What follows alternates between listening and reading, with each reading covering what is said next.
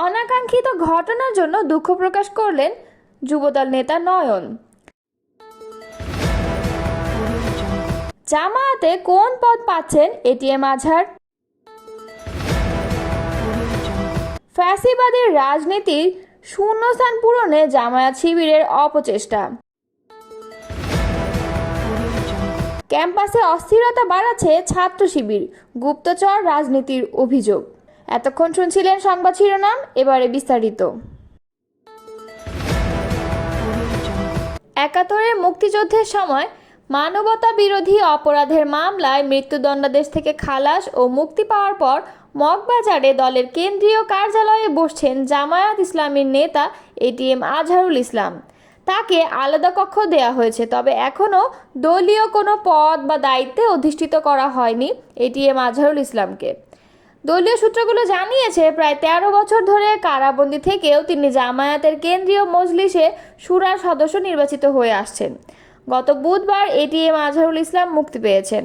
তখন থেকে বিভিন্ন মাধ্যমে গুঞ্জন ছড়ায় যে তিনি জামায়াতের আমির হচ্ছেন।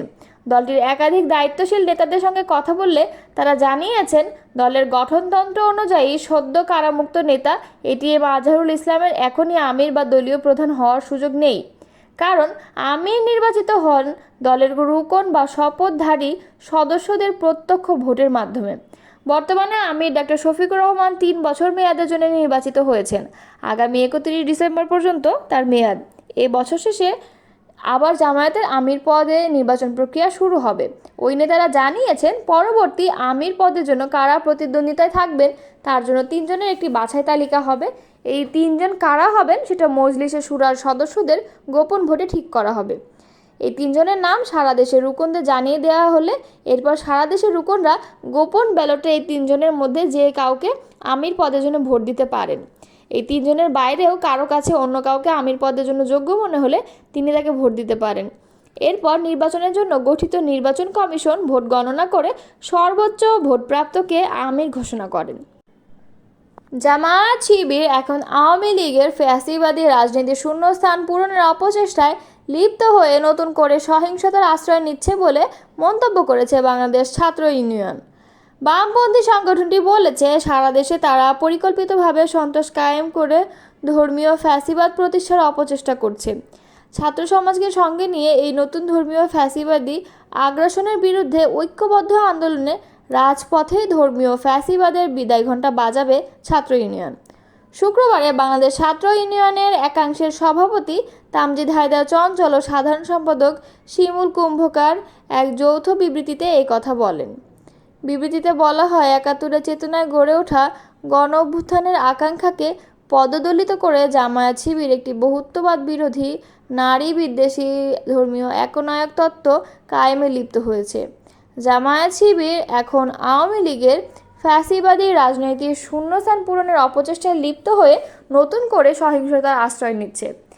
ছাত্র ইউনিয়নের ছাত্র সমাজকে সঙ্গে নিয়ে এই নতুন ধর্মীয় ফ্যাসিবাদী আগ্রাসনের বিরুদ্ধে ঐক্যবদ্ধ আন্দোলনে রাজপথে ধর্মীয় ফ্যাসিবাদের বিদায় ঘণ্টা বাজাবে।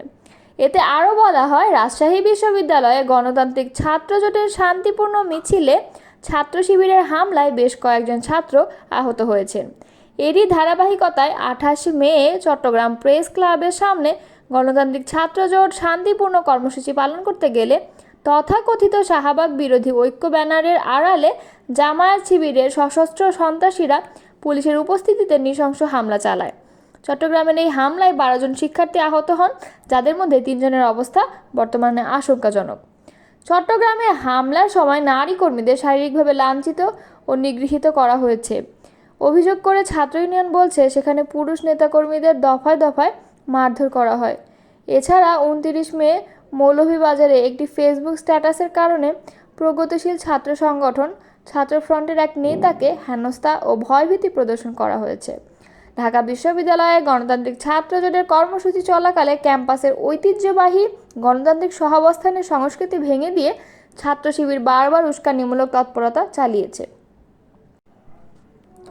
ছাত্র শিবির ভিন্ন রাজনৈতিক অবস্থান দেখলেই আক্রমণাত্মক হয়ে উঠছে এবং সংঘবদ্ধভাবে ক্যাম্পাসে বিভ্রান্তি, অস্থিরতা ও গুপ্তচর রাজনীতির চর্চা করছে। এটি গণতান্ত্রিক শৃঙ্খলা ও স্বাভাবিক শিক্ষা ব্যবস্থা পরিপন্থী বলে অভিযোগ করেছে বাংলাদেশ গণতান্ত্রিক ছাত্র সংসদ।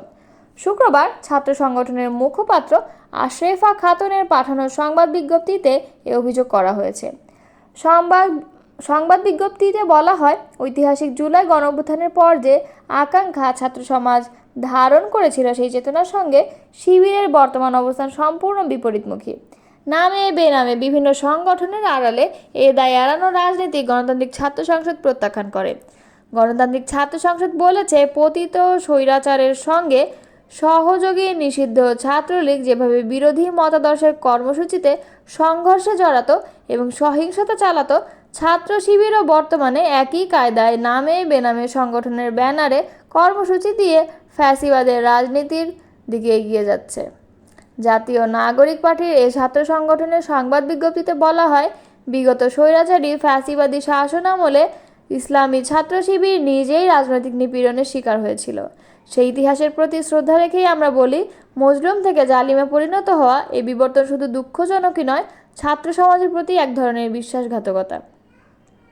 রাজশাহী বিশ্ববিদ্যালয়ে গণতান্ত্রিক ছাত্র জোটের মিছিলে হামলা, ঢাকা বিশ্ববিদ্যালয় বিরোধী মতের কর্মসূচিতে ধারাবাহিক বাধা এবং চট্টগ্রামে এক ছাত্রীকে পা দিয়ে আঘাত করে ফেলে দেওয়ার ঘটনাকে গণতান্ত্রিক ছাত্র সংসদ রাজনৈতিক বিপজ্জনক রূপান্তরের নিদর্শন হিসেবে দেখছে বলে সংবাদ বিজ্ঞপ্তিতে উল্লেখ করা হয়।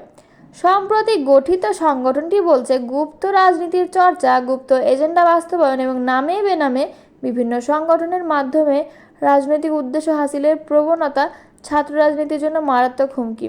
আমরা মনে করি ছাত্র রাজনীতি হবে উন্মুক্ত, মত প্রকাশ থাকবে মুক্ত ও গণতান্ত্রিক ভিন্নতা হবে সম্মানিত।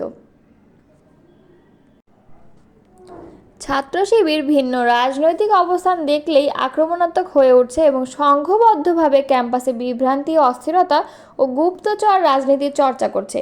এটি গণতান্ত্রিক শৃঙ্খলা ও স্বাভাবিক শিক্ষা ব্যবস্থা পরিপন্থী বলে অভিযোগ করেছে বাংলাদেশ গণতান্ত্রিক ছাত্র সংসদ। শুক্রবার ছাত্র সংগঠনের মুখপাত্র আশরেফা খাতুনের পাঠানো সংবাদ বিজ্ঞপ্তিতে এ অভিযোগ করা হয়েছে। সংবাদ বিজ্ঞপ্তিতে বলা হয়, ঐতিহাসিক জুলাই গণঅভ্যুত্থানের পর যে আকাঙ্ক্ষা ছাত্র সমাজ ধারণ করেছিল, সেই চেতনার সঙ্গে শিবিরের বর্তমান অবস্থান সম্পূর্ণ বিপরীতমুখী। নামে বেনামে বিভিন্ন সংগঠনের আড়ালে এ দায় এড়ানোর রাজনীতি গণতান্ত্রিক ছাত্র সংসদ প্রত্যাখ্যান করে।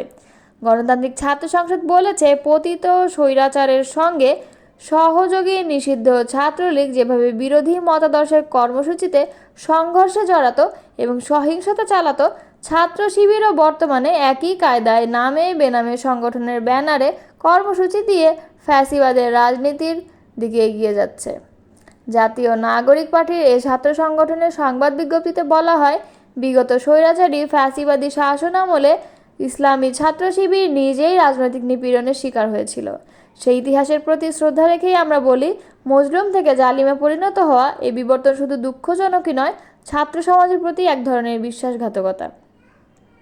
রাজশাহী বিশ্ববিদ্যালয়ে গণতান্ত্রিক ছাত্র জোটের মিছিলে হামলা, ঢাকা বিশ্ববিদ্যালয় বিরোধী মতের কর্মসূচিতে ধারাবাহিক বাধা এবং চট্টগ্রামে এক ছাত্রীকে পা দিয়ে আঘাত করে ফেলে দেওয়ার ঘটনাকে গণতান্ত্রিক ছাত্র সংসদ রাজনৈতিক বিপজ্জনক রূপান্তরের নিদর্শন হিসেবে দেখছে বলে সংবাদ বিজ্ঞপ্তিতে উল্লেখ করা হয়।